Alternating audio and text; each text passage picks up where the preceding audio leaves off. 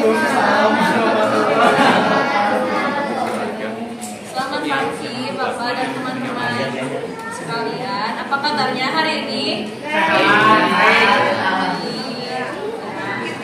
Jadi hari ini kita bakal ngadain podcast tentang asal-usul dari Telaga Warna.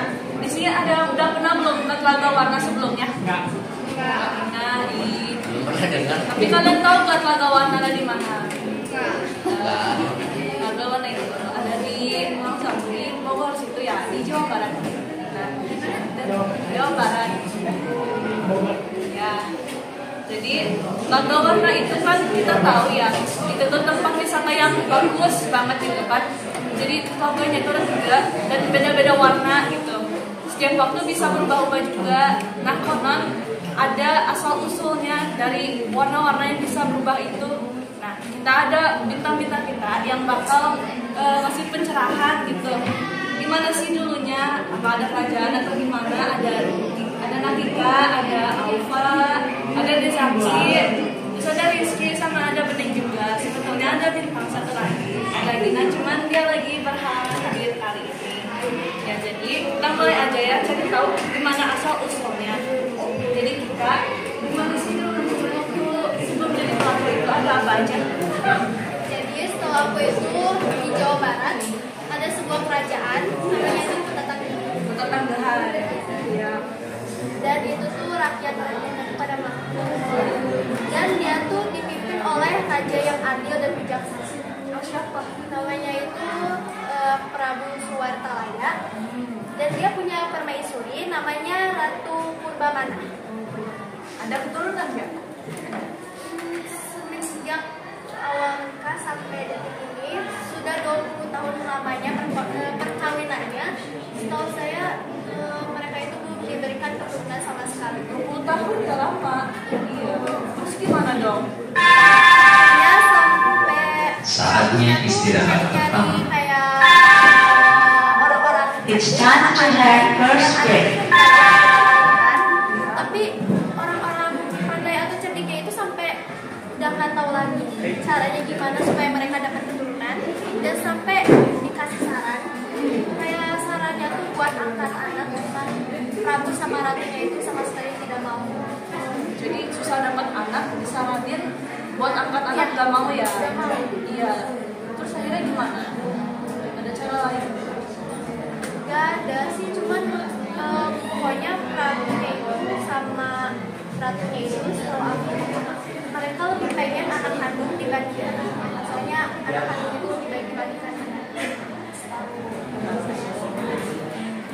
Mungkin ada cara lain sih. Cara lainnya ada nggak? Ada si Prabu Nyate memutuskan untuk bertapa yang sangat lama di Gunung Gede. Nah, Gunung Gede ya? habis itu di hari kedua si Prabu lagi bertapa datang seorang malaikat ngomongnya kayak gini, pulanglah, kamu tidak bakal memiliki seorang keturunan. Si Prabu Nyate sangat marah. Kata Prabu Nyate kayak gini, kenapa aku tidak diberi keturunan, bukankah aku sudah baik kepadamu? Nah, lalu si malaikatnya itu tidak mempedulikan si Prabu dan menghiraukan. Nah, langsung si malaikatnya pergi. Nah, pergi gitu aja meninggalkan si Prabu. Nah, 2 minggu setelah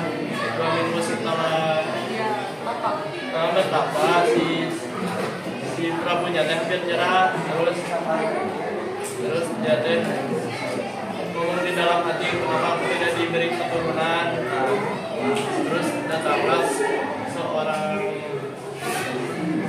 yang membuat dia semangat, katanya gini, "Hei Prabu, kamu ingat sekali mempunyai keturunan." Nah, kata si Prabunya ya, aku ingin sekali memiliki keturunan. Aku tidak akan pulang sampai doa-doaku tercapai atau terkabul. Terus tolong tunjukkanlah wujudmu. Aku tahu nih kelanjutannya.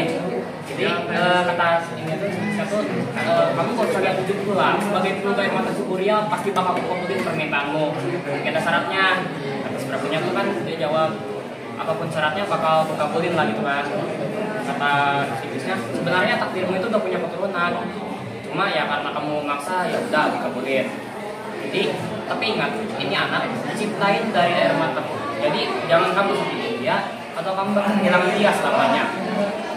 Punya janji tuh kan, dia bakal membagian anaknya. Itu ya siklusnya menyuruh Prabu pulang, terus nungguin kehadiran anaknya di rahim istrinya. Prabunya senang tuh, langsung pergi dari gua dia kan. Dari cerita itu, terus pas di rumah selama beberapa bulan kemudian si permaisuri ini hamil. Terus cerita itu sampailah ke telinga sang raja dan rakyat-rakyatnya. Mereka itu senang mendengar kabar itu. Terus mereka langsung bikin pesta meriah gitu, peristiwa kejadian bahwa permaisuri itu hamil. Selang 9 bulan kemudian lahirlah anak dari permaisuri. Namanya siapa? Namanya Nyi Ajeng Gini, atau biasa disebut itu orang-orang manggilnya Putri Ayu Kencana Ungu. Benar. Iya. Dia itu putri yang cantik, tapi perangainya sangat buruk. Karena dia dibiasai apapun keinginannya diturutin sama kedua orang tuanya. Iya, karena kan gak berani sama patah hati ya. Ya, Iya. itu membuat dia menjadi anak yang manja. Sampai-sampai itu satu hari sang Prabu udah gak tahan sama kelakuan anaknya.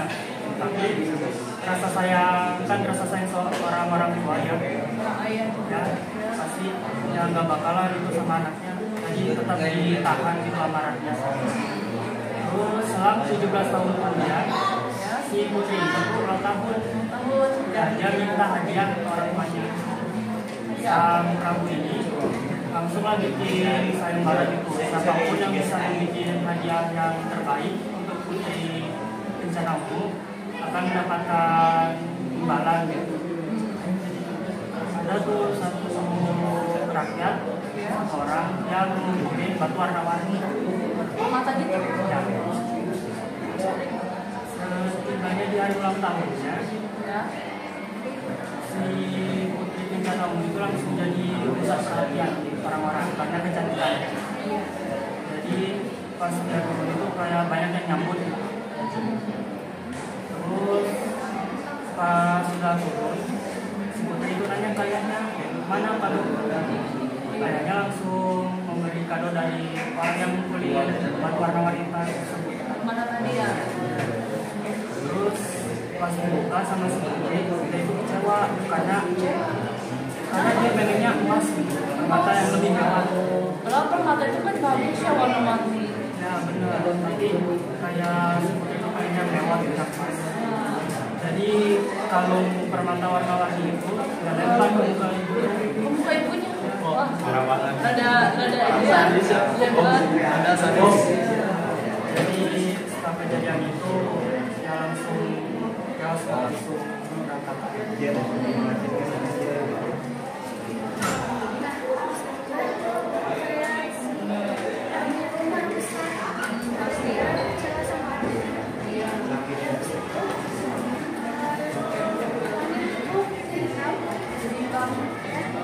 Terus hujan sederas-derasnya karena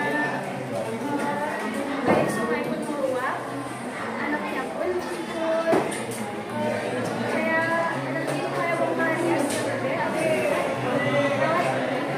Jatuh sama ayahnya biasanya menghilang karena akhirnya sakit hati gitu. ayahnya pun prabunya pun teriak-teriak karena ingin menolong anaknya tapi anaknya pun karena katanya jadi kayak panas di kerajaan pun terendam air. Habis laga itu jadi ya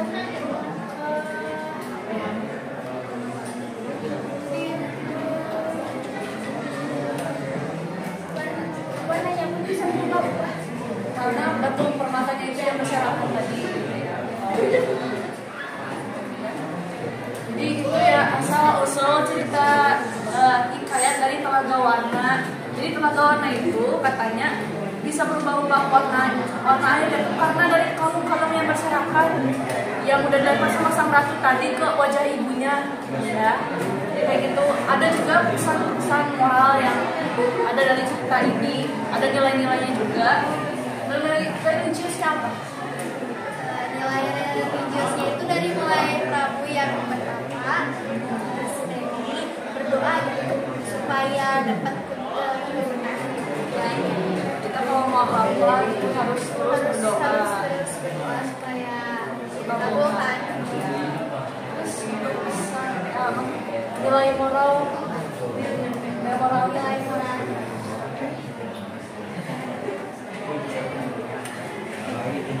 dan kalau itu nilai sosialnya. Nilai sosial sih menurutku itu, jadi rakyatnya itu ngebantuin si raja buat ngurusin bangsa, dikasihin ke si putrinya kan. Sama tadi Ya kalau menurutku itu. kalau nilai pendidikan Nilai pendidikannya itu berada di bagian sang raja menolak untuk memiliki anak angkat karena menurut mereka itu anak kandung lebih baik daripada anak angkat. untuk nilai moralnya itu kalau nggak salah kan tadi dia melempar ini ya kalau ke wajah ibunya itu kan udah sopan ya pasti dimarahin dong sama yang tadi ya pasti langsung suruh untuk minta maaf gitu kan karena emang kalau kita harus banget minta maaf kalau dia kan orang tua gitu ya. Jadi cukup sekian sepertinya asal-usul dari Telaga Warna dari podcast kami. Saya MC dari podcast ini Putu Widya Jayanti akan undur diri. Sekian dari kami. Assalamualaikum warahmatullahi wabarakatuh.